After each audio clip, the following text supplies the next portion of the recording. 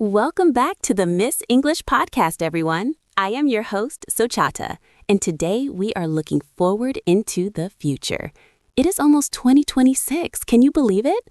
Today we are diving into a topic that has the power to completely rewrite your story, journaling. I am joined by the wonderful Mr. Saroon, a mentor who has helped so many find their voice through the written word. Thank you for having me, Sochata. It is a pleasure to be here. You know, when we talk about 2026, it feels like this distant horizon. But the person you will be then is being created by the thoughts you capture right now.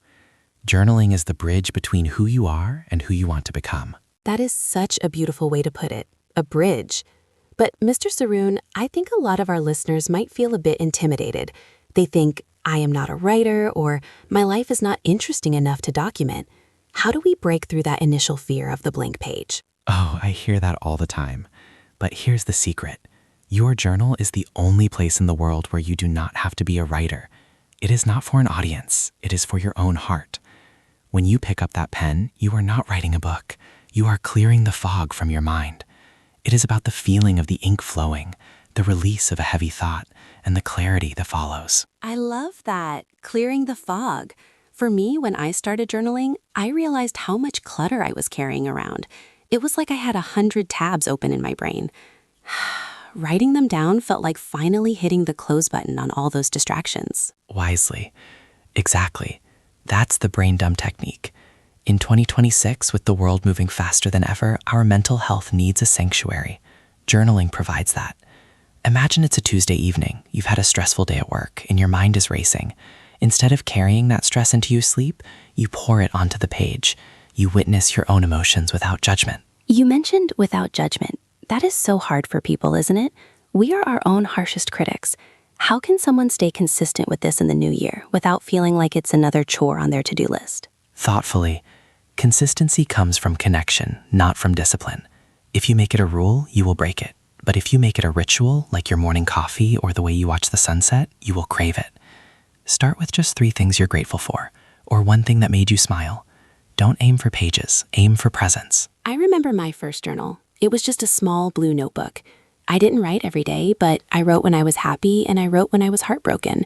Looking back at those entries now, I see a version of myself that was growing, even when I didn't feel like I was.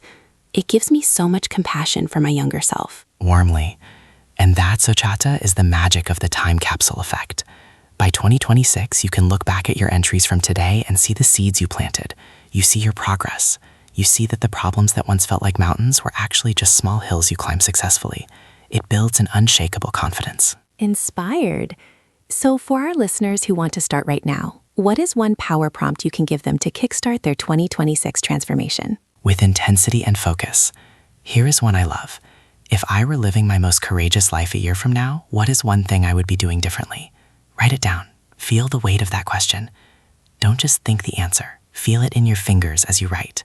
That is where the change begins. Breathlessly. Wow, that sends shivers down my spine. My most courageous life. I think I am going to write that one down tonight. Listeners, we often wait for the right time to change, but 2026 is built on the small, quiet moments of today. Pick up a pen, find a scrap of paper, just start. Smiling. And remember, it doesn't have to be perfect. It just has to be true. Whether you use a fancy leather notebook or a digital app, the intention is the same. You are telling yourself, my thoughts matter, my journey matters. With deep gratitude.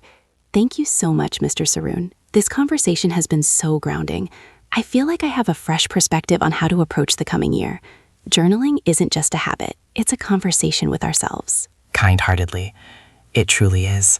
Thank you for having me, Sochata. To everyone listening, I wish you a year of discovery and peace on every page. And that is a wrap for today's episode of the Miss English Podcast.